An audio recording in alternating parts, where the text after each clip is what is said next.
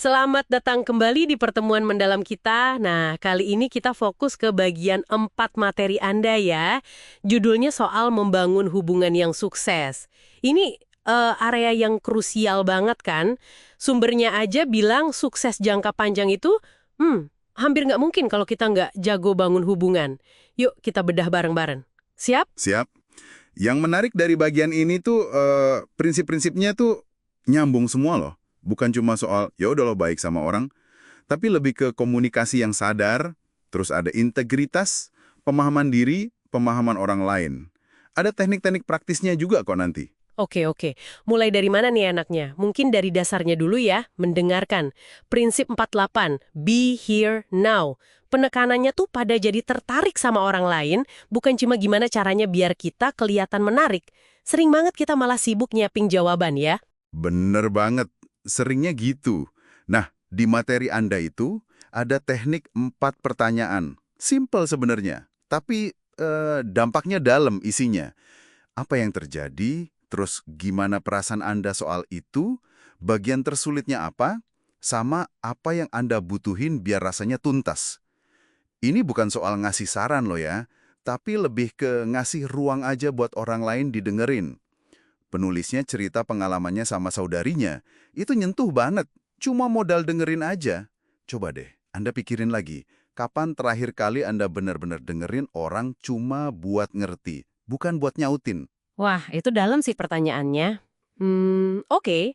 Dari dengerin, kita geser ke cara kita ngomong nih. Prinsip 50O ya, sampaikan kebenaran lebih cepat.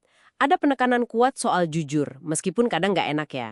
Contohnya menarik tuh, yang soal penulisnya menang kontrak justru gara-gara jujur. Ya, jujur soal turunan proposalnya kan. Nah, tapi jujur itu baru bisa efektif kalau suasananya aman. Makanya ada prinsip 49, have a heart talk, bicara dari hati. Ini semacam mekanisme gitu. Ada aturannya jelas, nggak boleh nyela, nggak boleh ngejudge, biar semua bisa ngungkapin perasaan tanpa takut. Tujuannya buat bersihin sampah emosi, biar bisa fokus ke tujuan bareng. Ini penting banget di keluarga, di kerjaan juga. Masuk akal, udah dengerin, udah jujur. Nah, tantangan berikutnya nih, asumsi, sering banget nih kayaknya. Prinsip 52, kalau ragu, cek dulu. Bahaya banget ya berasumsi negatif, kayak contoh peserta seminar yang diam aja dikira musuhan, padahal mungkin lagi mikir keras. Betul. Kuncinya ya klarifikasi. Langsung aja. Jangan main tebak-tebakan di kepala sendiri. Materi Anda itu ngasih saran frase kayak, saya jadi mikir apakah, atau apa Anda ngerasa, atau teknik maksud Anda, itu juga bagus buat mastiin kita sama-sama paham. Klarifikasi itu jauh lebih produktif daripada ngurusin asumsi negatif yang belum tentu benar. Kadang kita lupa aja buat nanya. Nah, ini nih bagian favorit saya. Prinsip 53, praktekkan apresiasi yang nggak biasa. Katanya apresiasi itu motivator nomor 1 ya. Sering diremehin sama manajer katanya, yang mikirnya cuma duit. Padahal nggak sih penghargaan tulus itu efeknya gede banget. Dan ini bukan cuma biar orang lain senang aja loh.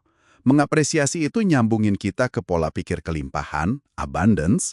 Fokus ke hal yang Anda syukuri, itu narik lebih banyak hal buat disyukuri lagi. Mirip hukum ketertarikan gitulah. Terus, materinya juga nyaranin buat cari tahu cara orang paling suka diapresiasi. Ada yang suka denger pujian, auditori, ada yang lebih suka lihat tindakan nyata, kinestetik, atau mungkin hadiah kecil, visual. Biar lebih kena gitu, lebih personal. Oke, terakhir nih. Ada 2 prinsip yang kayaknya saling lengkapin. Prinsip 54, jaga perjanjian Anda, sama prinsip 55, jadilah berkelas atau be a class act.